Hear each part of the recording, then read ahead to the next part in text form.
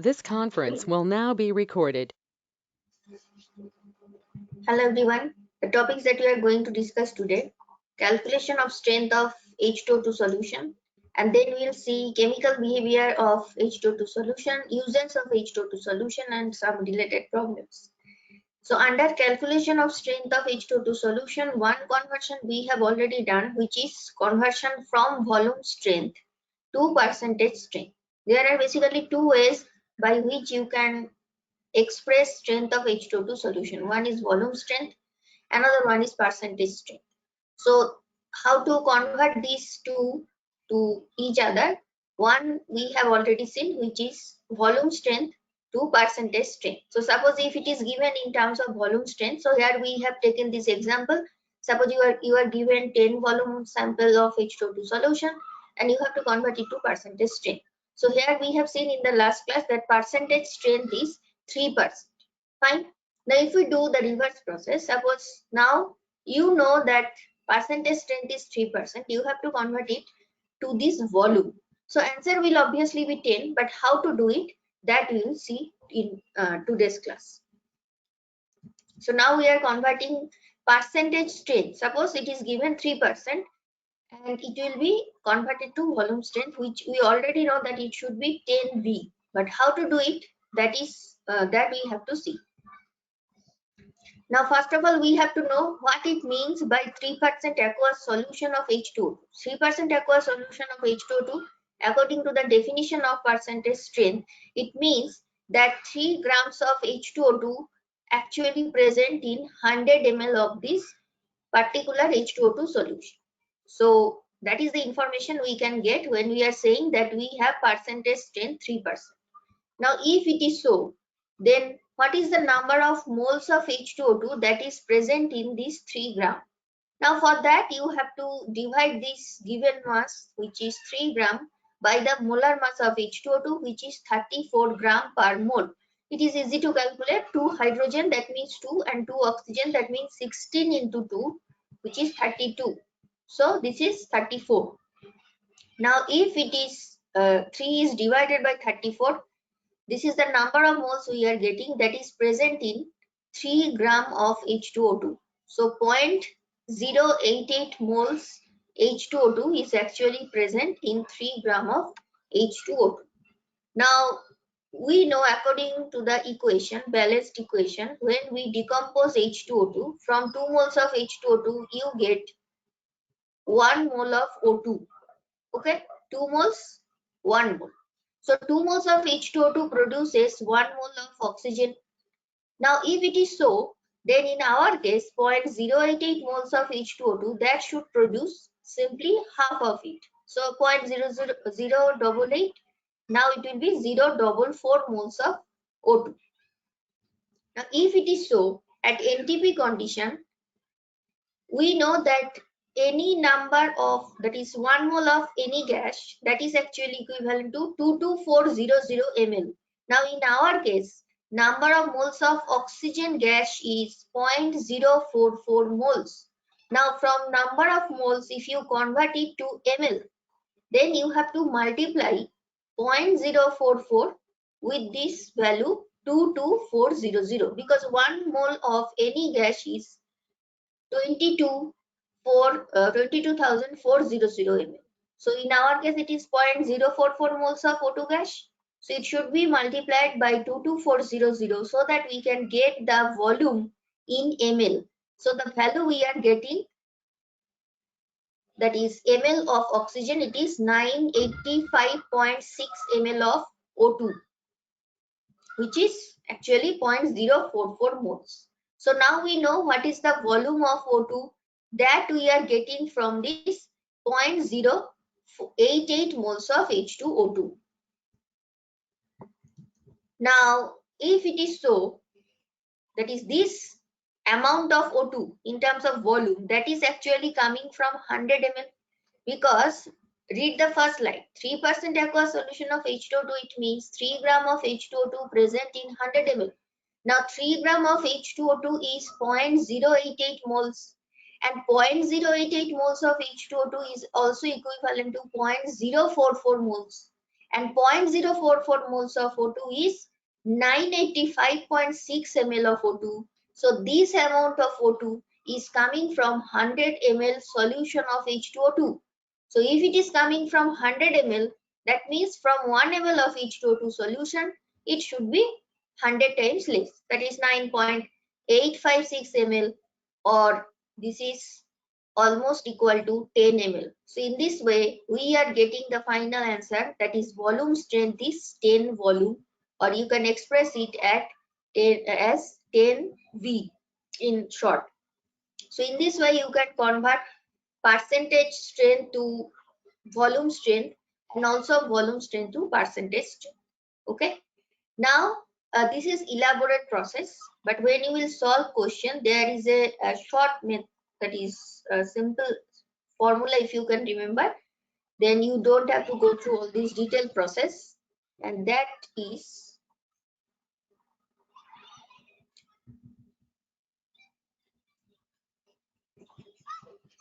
the relationship between this percentage strength and volume strength of H2O2. You can also say it in a different way, that 56 times percentage strength is equal to 17 times of volume strength.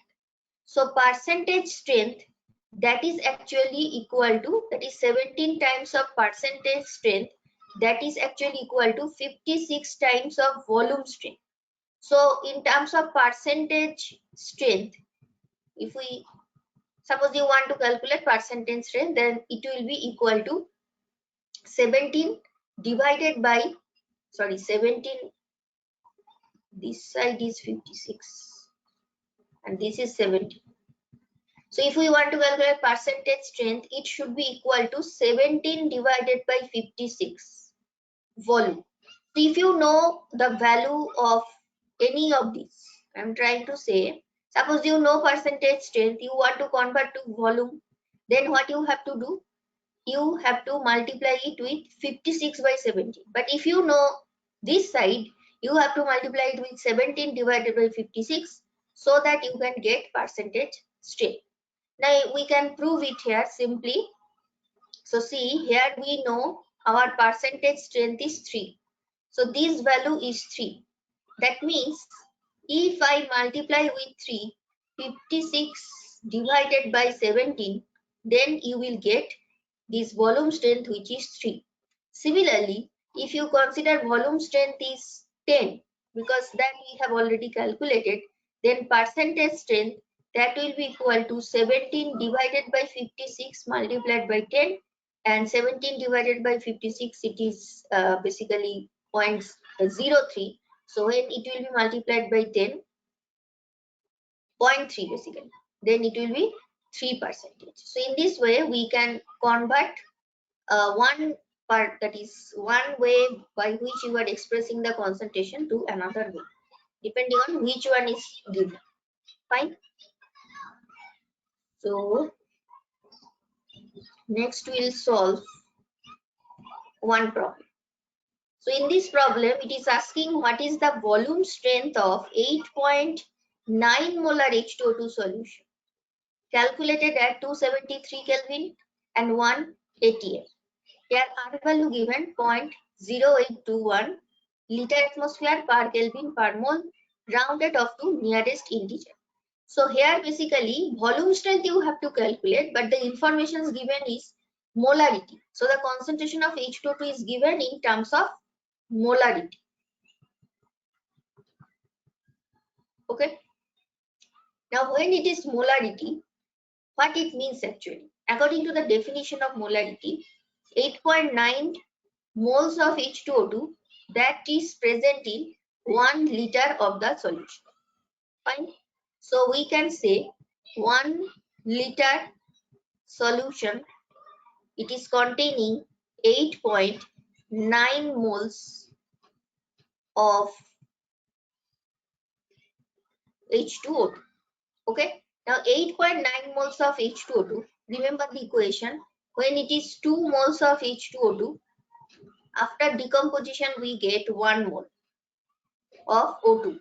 Now if it is so, then 8.9 moles of H2O2 we can also say that 1 liter solution, it will also give us 8.9 divided by 2 or 4.45 moles of O2. Okay. So basically why we are talking about O2, because we have to calculate volume strain. So that is why we are shifting from number of moles of H2O2 to number of moles of O2. So 4.45 moles of O2, that is actually present in 1 liter, not present actually, as 8.9 moles of H2O2 is there. So when it will decompose, obviously we will get half moles of it, that is 4.45 moles of it.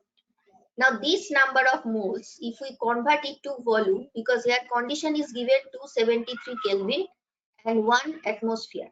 So 4.45 moles of O2, if we convert it to volume, we will multiply it with 22400 multiplied by 4.45, so that we can get the corresponding volume, because the condition is given 273 Kelvin 1 atmosphere. So if you simply directly multiply with 22400, you will get the amount in ml.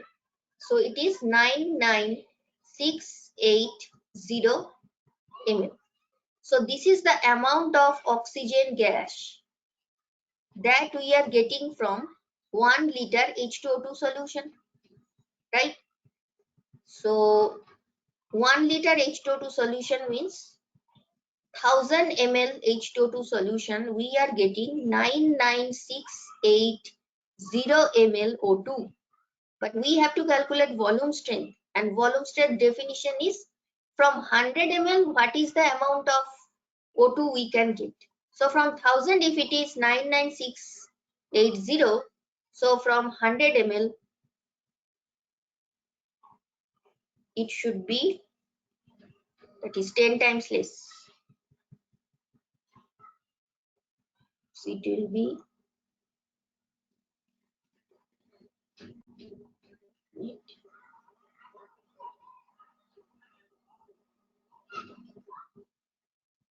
so from 1000 ml we are getting 99680 ml of O2. So from 100 ml we will get 99680 ml of O2. Now if we convert it to liter, then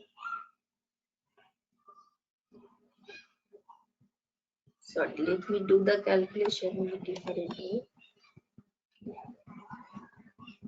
So what we will do, what I have done recently, that is also fine, but direct, if we do the calculation, suppose instead of writing 22400, if I am writing here 22.4 liter, so directly you will get the value in terms of liter.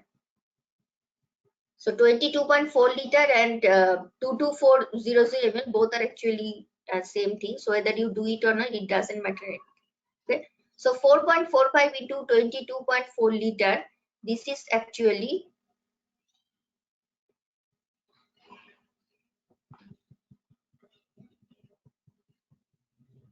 99.6 liter. Okay.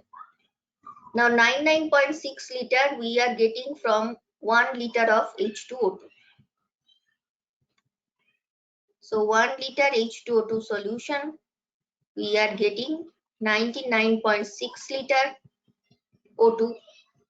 Now this is almost equal to 100 liter.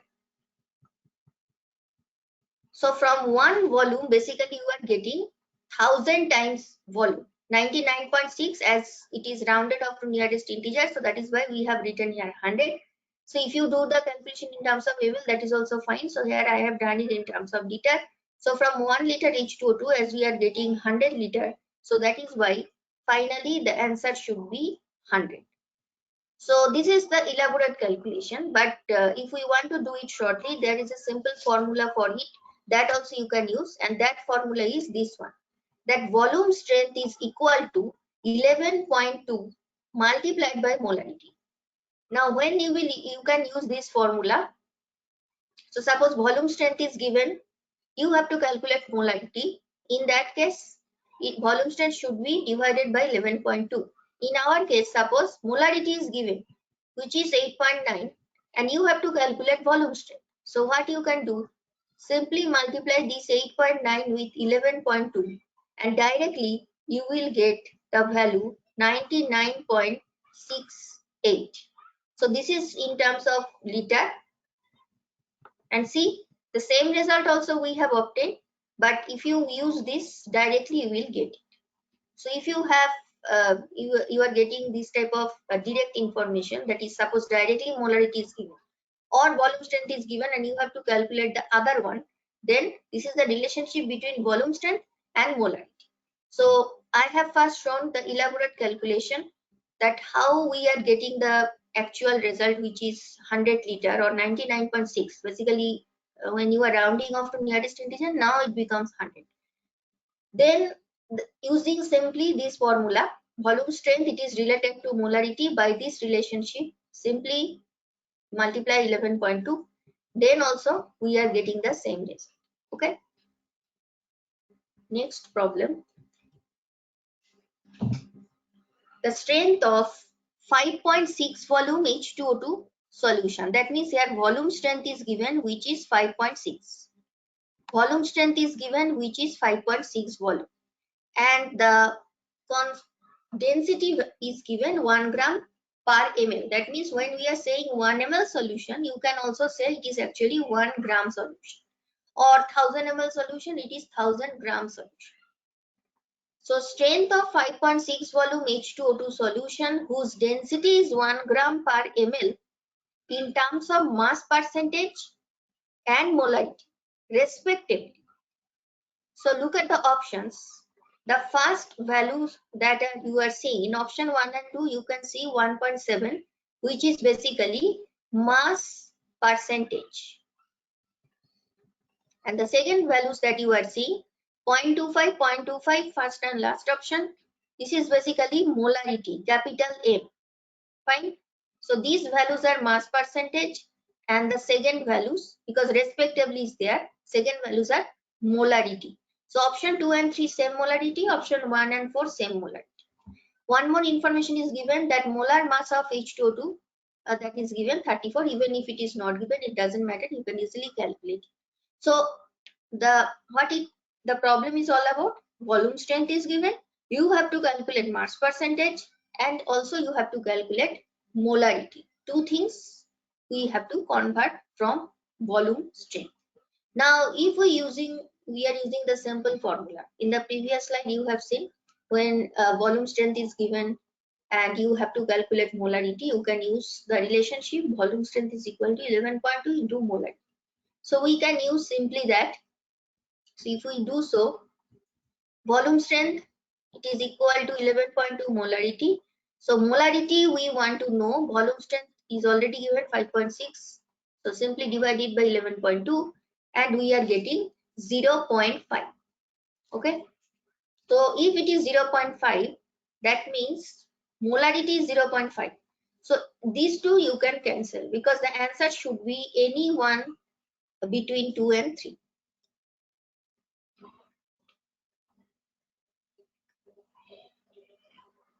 Next we have to calculate mass percentage. Now for mass percentage, here 1 gram per ml, we have to use this relationship.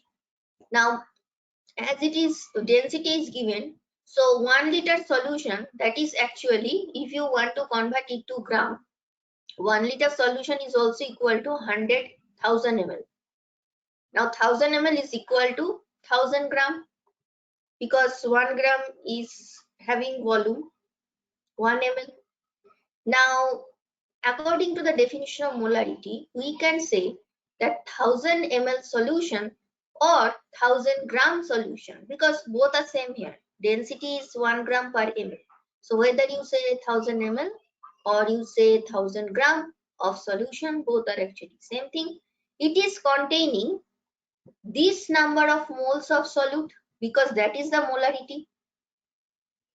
So if this is molarity, it means 1000 ml solution of H2O2 or 1000 gram solution of H2O2.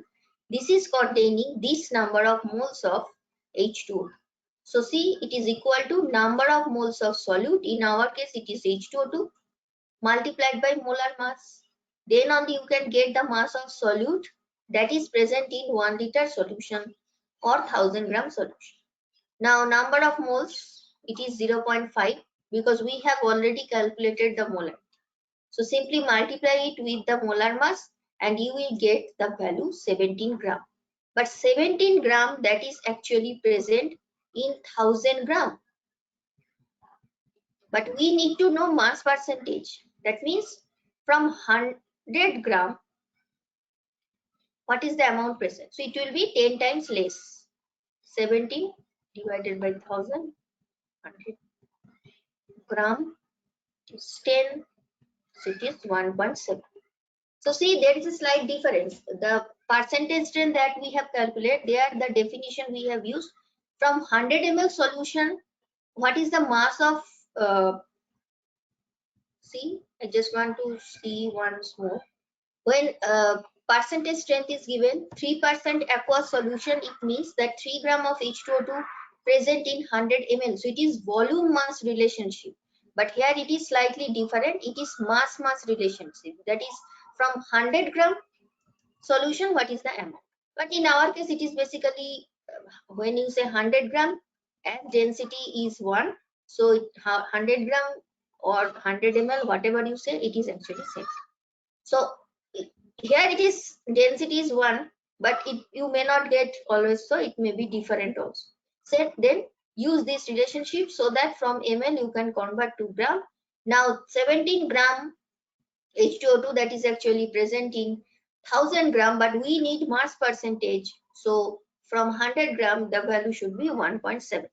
So 0.5 is molarity and 1.7 is the mass percentage. So option 2, this should be the correct option. Fine. So here we have converted from volume strength to molarity first because that is easier. Simply use this formula. You can also do the elaborate calculation. Suppose if you can't remember this formula, simply do the calculation. And if it is so, then the next thing is you have to calculate the mass percentage. Fine. And if you do the detailed calculation, then also you will get the same result. So don't worry. Here we, for saving time, we have simply used this formula. But we can also do the elaborate calculation. So for that, I'm just simply showing quickly how we can do so. So as it is volume strength is 5.6, that means from 1 ml solution we get 5.6 ml O2. Now 5.6 ml O2, if you convert it in number of moles, simply divide it by 22400 ml. So when you divide this ml 5.6 by 22400, then we are converting it to number of moles, which is 2.5 into 10 to the power minus 4 moles of H2O2. Now this number of moles of H2O2 that is actually present in 1 ml. Then you calculate then what will be in 100 ml. So for 100 ml it will be multiplied by 100. So now the value will be 2.5 into 10 to the power minus 2. So this is the number of moles of O2. 2.5 10 to the power minus 2 means 0.025, but this is the number of moles of O2. If you convert it to H2O2, obviously it will be 0.05 because the number of moles of H2O2 it is always double compared to the number of moles of O2. So O2 is 0.025. So number of moles of H2O2 that will be 0.05. Now this number of moles of H2O2 that is present in 100 ml solution. So in 1000 ml solution it should be 10 times more. That means it is 0.5. So see, again we are getting the molarity 0.5. So in this way we can by doing the elaborate calculation also you can get the same result. Fine. But here we have simply used volume strength is equal to 11.2 into molarity. So after strength calculation, and related problems. Next we will see chemical properties of H2O2. Now this will be very versatile because it can undergo different types of reactions, and mostly the reactions that are important under this heading is redox reactions of H2O2, because based on redox reaction of H2O2 problems are very common. Fine. So the first reaction is decomposition. So decomposition you have seen several times. So because of this property of H2O2, we have to handle it very carefully, especially during the storage of H2O2. We simply can't store it in transparent bottle or glass bottles because there is a chance of decomposition, and how to it should be stored properly, that also we have seen. It should be stored in black colored bottles, and glass should not, it should be plastic, better if we use some plastic bottle, and it should be kept in dark to avoid decomposition. So when it decomposes, this is the reaction. You have seen this reaction several times. From 2 moles of H2O2, when it decomposes, this is the balanced equation. You get 2 moles of water molecule and 1 mole of oxygen molecule. Now look at this oxidation state. H2O2 here, the oxidation state of oxygen is -1, and when it is, you are looking at the oxidation state of oxygen in O2 molecule, it is basically 0, it is the elemental state, and the oxidation state of oxygen in water is -2. So this decomposition is such that simultaneously it is undergoing oxidation and reduction. Same molecule H2O2 undergoing oxidation. So when it is undergoing oxidation, it is converted to O2. When it is undergoing reduction, it is converted to H2O from -1 to -2. So it is reduction. From -1 to 0, it is oxidation. So this is known as disproportionation reaction. It is unstable liquid. There is a tendency to decompose, and when it decomposes, there is basically disproportionation reaction, and it will be, that is when you are heating it or long standing. If we simply keep it open, especially in presence of light, then this reaction will occur very fast. Fine. So this is the decomposition, which is also disproportionation. Acidic behavior. H2O2 can show acidic behavior, though it is not very strong acidic, but still there is some acidity type of behavior. See, pure H2O2 turns blue litmus red. But if you take dilute solution, then is dilute solution, it will not have that property. Only if you take pure H2O2, then only this type of observation, that turning blue litmus red, which is the property of acidic behavior. Any acid it shows this type of property. So for H2O2 also we can see it. So that is why we are saying that it has some acidic property. It behaves as weak acid. Look at the Ka value. From Ka value you can understand at 298 Kelvin, that is room temperature, you can understand how weak it is. It is 10 to the power -12, so very weak. It is slightly stronger acid than water. Why I am saying slightly stronger acid? Because in case of water, remember the Ka value, it is 10 to the power -14. So 10 to the power -14 and -12. If you compare, obviously it is slightly strong. So now you can have the idea, relative idea, that relative to H2O, how strong it is. It can form two series of salts, hydroperoxide and peroxide.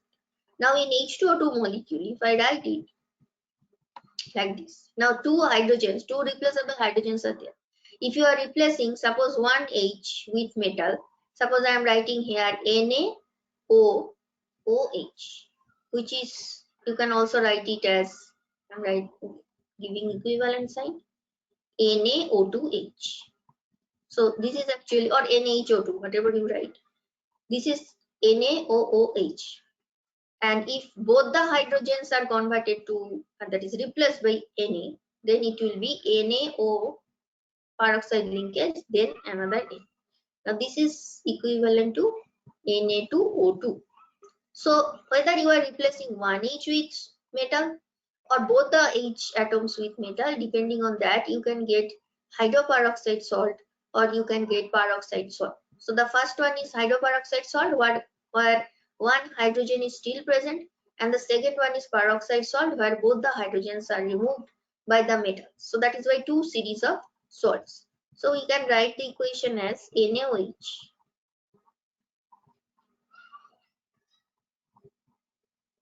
NaHO2 or NaO2H plus water molecule, because one, that is, if you balance it, you will get this type of equation.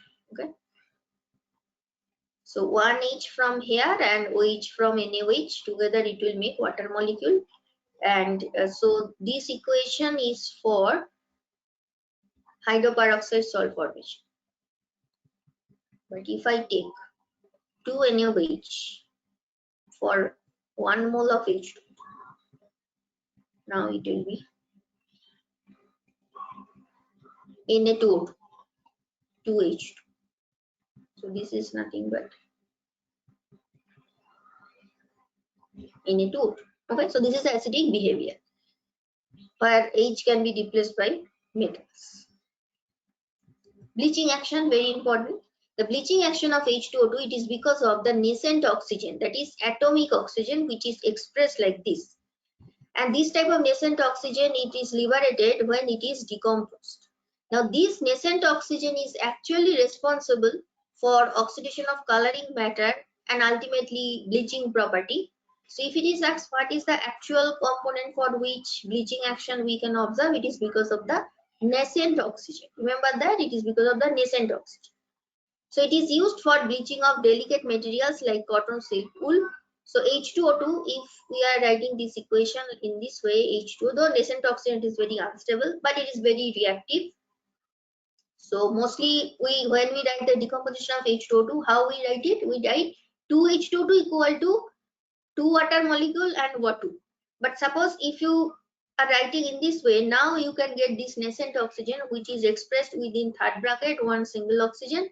Now this plus colored substance, it will be colorless. So nascent oxygen is actually responsible for the bleaching action, which we are getting after the decomposition. Now the most important part of under chemical properties of H2O2, it is its behavior as oxidizing agent and also reducing agent. So this is very interesting that the same compound, it can behave as oxidizing agent and reducing agent. Suppose it can act only as oxidizing agent, then it will not be very versatile. For example, suppose if you take K2Cr2O7 or KMnO4, these compounds are very strong oxidizing agent. When we think about in inorganic chemistry, very strong oxidizing agent, these two molecules comes in our mind at first. So they are very good oxidizing agent. But H2O2 is some kind of molecule where it can show both the properties. So that is why it is more versatile. In case of these compounds, it can show only oxidizing property, but H2O2 can show both these properties. H2O2 can act as oxidant as well as reductant, and that is possible in acidic medium and also alkaline medium.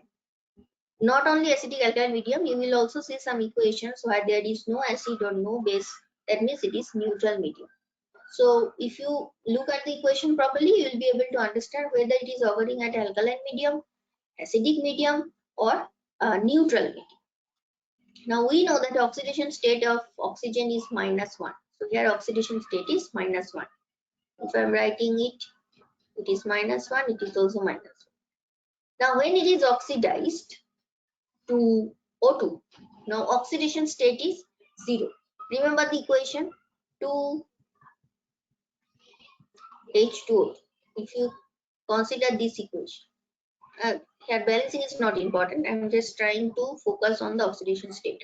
From -1 to 0, that means loss of electrons. So this is obviously oxidation. So if I am saying H2O2 is converted to O2, it means it is oxidized to O2. But if I am saying it is reduced, that means now -1 should be, there should be more electrons. So -1 to -2, that is actually we can say it is undergoing reduction. And -2 oxidation state you can get both in water. So in water it is -2. Oxidation state is -2. And also if you have hydroxide ion, -1 charge that we write, that is actually the overall charge. But individually, the charge is +1 for H, -2 for oxygen atom. So overall charge is +1, -2, -1. So in case of hydroxide ion also, suppose H2O2 is written in the left hand side and right hand side there is mention of hydroxide ion. So this equation proves that H2O2 is reduced to HO minus. That means oxidation state is changed from -1 to -2 because oxidation state of oxygen is -2 in both H2O molecule as well as hydroxide ion. It is considerably stronger as an oxidizing agent than as a reducing agent, especially in acidic solution. Now, though we are saying that it can show both oxidizing property as well as reducing property, but if it is asked that which property is more that is stronger, so it is oxidizing, stronger oxidizing agent compared to its reducing property. Oxidizing property is better, especially if it is in acidic solution. Fine. So now we will see separately. First, we will see some example where it is acting as oxidizing agent, and it will be itself will be taking electron from some other species. Fine. So it will be itself reduced, and after that we will see how it is behaving as reducing agent. That means it is feeding electron to some other species. Here we have two separate equation. One is in acidic medium, another one is in basic medium. So in acidic medium, see, H2O2 is accepting 2 electrons because here we are talking about its oxidizing property. So it will accept electron from some other species. So in acidic medium, it is accepting 2 electron in presence of 2 proton, which is basically, it means acidic condition. It is converted to H2O. So in H2O, it is -2, here it is -1. So from -1 to -2, it is accepting electron, it is reduced. And if it is basic medium, now you can see hydroxide ion, it is on the right hand side. Here also it is accepting 2 electron, -1 to -2. Now some equations. It oxidizes iodide ion to iodine. Iodide ion is negative charge over iodine atom, and it is converted to diatomic iodine where its oxidation state is 0. So from -1 to 0, obviously it is oxidation from the point of view of iodine. So this is the equation Ki, potassium iodide. You can also take some other iodide salt, suppose sodium iodide, that is also fine. But important point is I minus is converted to iodine, and here it is basic medium. That you have to understand by looking at the equation. KOH is involved. In the right hand side, KOH is mentioned. That means it is basic medium, potassium hydroxide. So this equation, iodide to iodine conversion, it is occurring in basic medium, and the fate of H2O2 is that it is converted to hydroxide ion. Next, we will see total 3 species. It oxidizes sulfides. Sulfide is SO3 2 negative charge to sulfate. SO3 2 negative to SO4 2 negative. So if you are thinking what is the change in oxidation state, is basically oxidation state is changing for the atom sulfur. So in SO3 2 minus sulfite T, PHITE or FITE, here SO3 2 minus, that means here charge will be 3 oxygen atom, that means total negative charge -6, 2 negative charge extra, that means here it is +4. And look at SO4 2 minus, here it is +6. +6, 4 oxygen, that means total negative charge -8, +6 -8, 2 negative charge extra. So from +4 to +6 conversion, it is obviously oxidation. So when SO3 2 minus is converted to SO4 2 minus, it is basically oxidation, that is with respect to sulfur atom from +4 to +6. Then it can convert nitrite to nitrate. Nitrate oxidation state is +5, but here it is +3. So from +3 it is converted to +5. So that is also oxidation. Then another one is arsenite, AsO3 3-. Arsenic O3 3-. So here the oxidation state, it is +3. So we know, we have seen in redox chapter how to calculate oxidation state. Simply follow that. AsO3 3- +3 oxidation state for arsenic. Now it is 5. Okay. So these are the conversion: sulfide to sulfate, nitrite to nitrate, arsenite to arsenate. We will see the equations. So sulfide, you simply cannot write the anion. So we have written Na2SO3, that is sodium sulfide plus H2O2. Now we are getting sodium sulfate and water molecule. So this equation, if you look properly, it is actually there is no involvement of hydroxide ion, or there is no involvement of acid. So it is not acidic medium, it is not basic medium, simply neutral medium. Then NaNO2, that is sodium nitrite converted to sodium nitrate. Then Na3ASO3. See, here we have written simply the anion, 3 negative charge. That means 3 negative charge will be, you have to balance it with 3 positive charge. So that is why Na3ASO3, sodium arsenite, now converted to sodium arsenate. So these are the 3 equations where you can see the oxidation of H2O. Next, it oxidizes manganese salt. Manganese salt, where oxidation state of Mn is +2. MnSO4. Mn2 plus SO4 2-. This is the cationic part, this is the anionic part. So manganese is having oxidation state +2. Now see, NaOH is mentioned. That means it is occurring in basic medium. NaOH plus H2O2. And what is the fate of manganese? Now it is converted to MnO4. Sorry, MnO2. It is converted to MnO2 where the oxidation state is +4. So from +2, the conversion of oxidation state is +4. So it has lost electron. And look at the sulfate ion. There is actually no change. It is still sulfate ion. In the left hand side, it is sulfate of Mn. Right hand side, it is sulfate of sodium. So oxidation of manganese salt to manganese dioxide. Mn2 plus oxidation state to Mn4 plus. It oxidizes potassium ferrocyanide to ferricyanide. So potassium ferrocyanide, the formula is K4FeCN6. Basically, we write it like this, third bracket.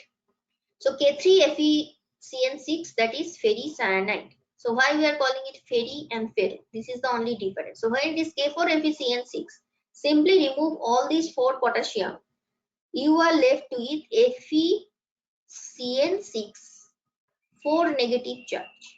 And now for each CN it is single negative charge. So 6 cyano means total negative charge -6. So here oxidation state must be, that is FeCN6, it must be +2. That is why total negative charge left is 4-, which is balanced by K4. So this is ferro, that is oxidation state of iron is 2+. But when it is FeCN6 3-, because here you have K3, FeCN6 3-. Now the oxidation state of iron is +3. So from +2 to +3, obviously this is oxidation. So potassium ferrocyanide is converted to ferricyanide, and this conversion, it is occurring in presence of acid H2SO4. So this is acidic medium oxidation. So some equations you can see it is in basic medium, some are acidic medium, some are neutral medium. Now one more equation we have. It oxidizes lead sulfide. Formula is PbS. Lead sulfide PbS formula, that means it is Pb 2 plus oxidation state and sulfide ion is 2 negative. Now when it is converted to PbSO4, it is basically Pb still 2 plus, but from SO4 point of view. Now here it is -2 oxidation state for sulfur, but here it is +6 oxidation state. So this is from point of view of sulfur. from -2 to +6. This is obviously oxidation. So sulfur is basically oxidized. Though we have written it as PbS, but it is actually sulfur which is undergoing oxidation. And here we do not have any base or acid in. Fine. So some examples of oxidation property of H2O2 we have seen. Now based on this, we'll solve this problem. It is asking that in basic medium H2O2 exhibit which of the following reaction. So see, from the question you can understand this medium is so important, whether it is basic, acidic or neutral, because it is asking three equations are given. One equation is Mn2 plus converted to Mn4 plus. Another one is iodine is converted to I minus. Another one is, sorry, it will be I minus 2. And the last equation is PbS to PbSO4. So three equations are given, and H2O2 exhibiting which of the following reaction, that we have to answer. So here, if you look at the previous slide, see iodide to iodine, that is occurring in basic medium, right? Then MnSO4 to MnO2, which is Mn2 plus to Mn4 plus, this is also basic medium. But PbS and PbSO4, this is not in basic medium. So among A, B and C, this is occurring in basic medium. This is also occurring in basic medium. But the last one, C, is not occurring in basic medium. So only A and B, that means option 4, that should be the correct option. Okay. So after oxidation property, next we will see how it can act as reducing agent. So when it is reducing agent, just in case of oxidizing agent behavior, remember there also we have seen two separate equations. So one is for acidic medium, another one is basic medium. Here also when we are discussing reducing property, you can see two different equations are there. So when it is showing its reducing property in acidic medium, H2O2 is converted to O2. There is also mention of H plus 2 electrons in the right hand side. When it is basic medium, H2O2 now converted to not only O2, it is also converted to H2O. So what basically you just have to consider this equation. The fate of H2O2 is O2. From -1 now it has lost electron and it is converted to 0. Now if you are thinking where from this H2O2, it is basically conversion of HO minus to H2O. These two are related. But H2O2 it is actually converted to O2 because when as we are talking about reducing properties, so obviously H2O2 -1 it has to be converted to 0 state. Don't consider H2O because it is -2. That is H2O2 to it is not. It is because HO minus is present, that is actually converted to water. So simply focus on H2O2 and O2. H2O2 is converted to O2, that is -1 state to 0 state. It has lost electron. That is why it is acting as reducing agent. It is feeding electron to some other species. The first example we are going to see, it reduces acidified potassium permanganate. Now, obviously, when there is KMnO4, as we know, it is a very good oxidizing agent. So obviously, H2O2 will show reducing property. It will feed electron to KMnO4. And which species is actually the oxidizing species? It is basically the Mn. And it is converted to manganese sulfate, MnSO4. So when it is KMnO4, oxidation state of manganese is +7. But look at right hand side. Now it is +2. So from +7 to +2, acidic medium, KMnO4 is always converted to from +2 +2. And that is occurring because H2O2 is showing reducing property. And the fate of H2O2, it is itself converted to O2. In basic medium, now if we do so, KMnO4, now it is converted to MnO2. So in redox chapter, we have seen one very important information that KMnO4, it can show oxidizing property not only in acidic medium but also in basic medium and neutral medium. And its oxidizing properties maximum when it is in acidic medium. So see, in acidic medium, it is converted from +7 to +2, but when it is basic medium, it is basically from +7 to +4. That means now also it is oxidation, but the oxidation state difference is 7 minus 4. It is only 3. But in the previous case, it is 7 minus 2. It is 5. It has gained 5 electrons, but now it is gaining 3 electrons.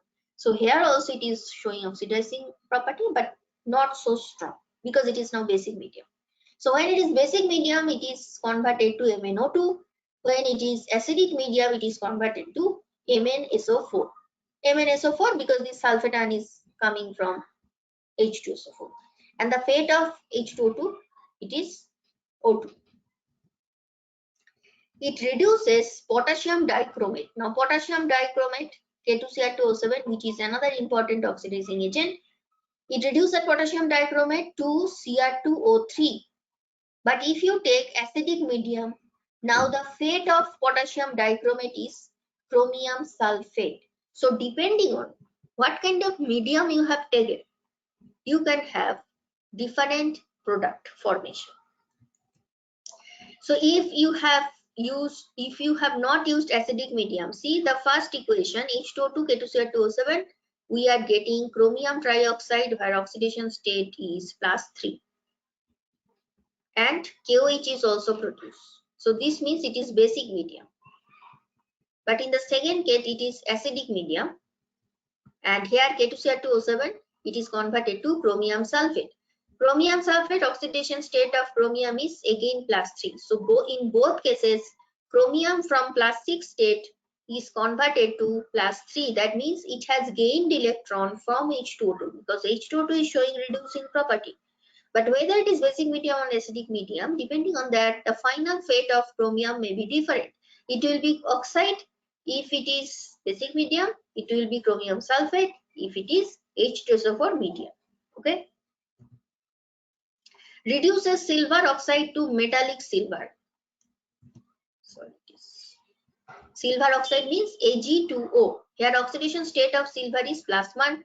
H2O2, it is now feeding electron to Ag plus and it is converted to metallic silver and itself is converted to oxygen. So in this way, you can see silver from Ag plus is converted to Ag0, which is reduction behavior of H2O2. Some more equations as reducing agent. So these two I have still mentioned here so that you can check. Reduces chlorine to chloride. Remember when it has shown oxidizing property, then I- is converted to Rt. That is halide is converted to halogen. But now it is reverse. Now halogen is converted to halide. Chlorine to chloride. So chlorine, it is 0 oxidation, but now it is -1. That means it has gained electron from H2O2 and H2O2 converted to O2. It reduces hypohalite to halide. Now halide means negative charge over halogen. That is I minus, Cl minus, Br minus like that. And OX minus means OBr minus. OBr minus, that is actually hypohalite. In this case, it is hypobromide. So NaOBr, the single negative charge of OBr, if you place a sodium plus, now it is NaOBr plus H2O2. Now this OBr part, it is converted to Br. So this oxygen is removed. NaOBr is now converted to NaBr. So in OBr, total negative charge -1. Here basically the oxidation state of halogen, if you simply consider, it is +1 because oxygen is having total 2 negative charge, bromine is having +1. So -2 + 1 overall 1 negative charge extra. So that is why it is hypohalite ion. If I am saying hypochlorite ion, it will be OCl negative. Mostly we should write it ClO negative, or sometimes it is also written as OCl, but it is basically the overall charge. Fine. Hypohalite, it is hypochlorite, this is hypobromide. So NaOBr is converted to NaBr. So it is basic. If you simply focus on anion, it is OX minus converted to X minus. Another example where hypohalite is converted to halite is CaOCl2. Now CaOCl, if I actually write the formula, it is like this: CaOCl, that means this calcium, which is having two positive charge, one negative charge is coming from OCl minus, another one is coming from Cl minus. So this is actually the formula. Overall, we write the molecule as CaOCl2. Reacting with H2O2, it is converted to CaCl2. That means here we have OCl negative ion. This is hypohalite. But now we have simply Cl minus ion, calcium chloride. It reduces potassium ferricyanide to potassium ferrocyanide. See, now the equation is reversed. In the previous the slide, 2 slides before, we have seen when it is showing oxidizing behavior, then the equation is K4FeCN6 to K3FeCN6, but now it is reverse. Here oxidation state is +3, here it is +2, so it is feeding electron to iron and itself converted to O2, and it is occurring basic medium. Reduces ferric salt to ferrous salt. So this is also ferric ferrous, you can say, but we will, that is, it is mostly considered as ferricyanide ion. That is, this together it is considered like this. But now we will see actual ferric salt. So Fe2SO4 whole 3, it is basically having +3 oxidation state. Because you have 3 sulfate, that means total negative charge -6. So total positive charge must be +6, which is coming from iron. 2 iron, per iron, it is +3. It is converted to FeSO4, which is +2 oxidation state occurring in basic medium, and so ferric sulfate to ferrous sulfate. It reduces strong oxidizing agent, which is KiO4, to KiO3. So in KiO4, if you simply focus on the ion IO4 minus and IO3 minus. So here oxidation state over that is iodine, it will be +7 because you have 4 oxygen and here you have 3 oxygen, so it is +5. So it is from +7 to +5, it is basically accepting electron from H2O2. So that is why it is a strong oxidizing agent. Why it is strong oxidizing agent? Because the oxidation state of iodine that you are seeing here, that is the maximum oxidation state of iodine possible. So that is what is strong oxidizing agent. In presence of H2O2 is converted to KiO3. So these are some examples where we can see it's reducing character. Some problems we'll discuss in the next class, which is based on the redox property of H2O2 and also the other chemical behavior. Fine. So we didn't have the time to discuss uses of H2O2. That also will finish in the next class. So we are ending the session here. Thank you for listening.